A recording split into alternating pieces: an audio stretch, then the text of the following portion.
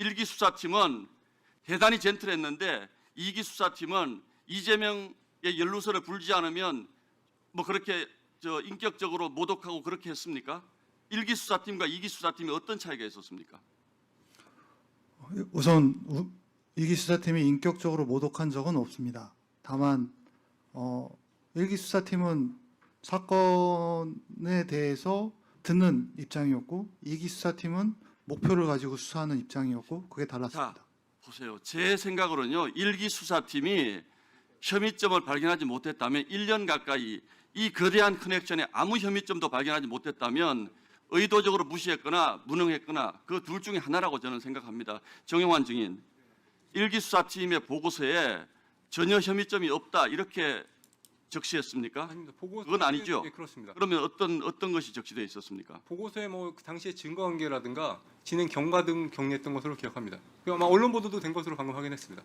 자, 오늘 계속적으로 문제 삼는 것이 긴급 체포돼서 구치감에서 2박 3일 있었던 그 사건을 묻는데 물론 법 기술적으로 구치감에 계속 두는 것이 이게 어떤 의미인지 제가 정확히 알지 못합니다만 적어도 제 상식으로는 그 구치감이라는 것이 대단한 인권 침해 현장이었다고 저는 생각하지 않습니다. 제가 그 구치감 가봤습니다. 어떤 곳인지. 다만 2박 3일 동안 수사하기 위해서 구치소로 돌려보내지 않고 거기에 대기시켜 놓은 것이 법적으로 문제가 있다면 그거는 그 당시에 했던 분들이 책임지시면 될 일입니다만 거기에 2박 3일 동안 첫 보도가 너무 추워서 힘들었다. 그래서 마음이 바뀌었다. 죽을 것 같았다. 이런 보도가 나왔는데 실제로 그때 추웠습니까? 뭐 보도는 못 봤지만 추웠던 건 사실입니다. 그럼 선풍기가 들어갔던데 제가 이번에 구치관 가서 확인해 봤더니 남욱 증인이 입감하기 전날 선풍기가 지급이 입감한 날 선풍기가 지급이 됐던데 9월달 밤에 그렇게 추워서 선풍기를 요청했습니까? 방에 선풍기가 있었는지 선풍기가 지급돼 있다고 그 자료에 나옵니다. 이불도 지급된 것으로 자료에 나옵니다. 그 자료 다 거짓입니까? 모폰 2장 받았습니다. 그런데 9월달 밤에 선풍기까지 지급받고 추워서 내가 거짓 증언이라도 하지 않으면 죽어야 되겠다라는 죽을 것 같다라는 느낌 때문에. 근데 의원님 그건 그것도 너무 왜곡해서 말씀하시는 거. 이게 그렇게 계속 그렇게 막 호도하고 왜곡하시니까 사실관계가 자꾸 틀어지는 겁니다.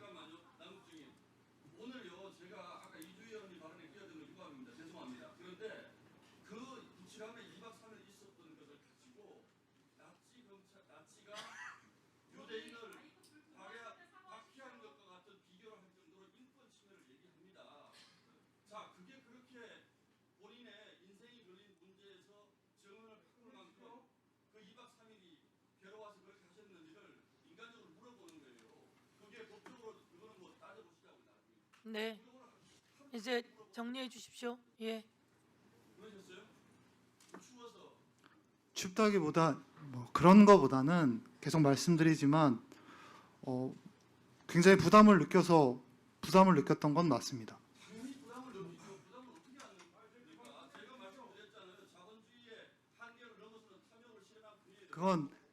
그건 의원님 그 얘기를 드리려면 하루 종일 드려도 모자랍니다. 예. 이제 정리해 주세요. 신동욱 의원님 정리해 주세요.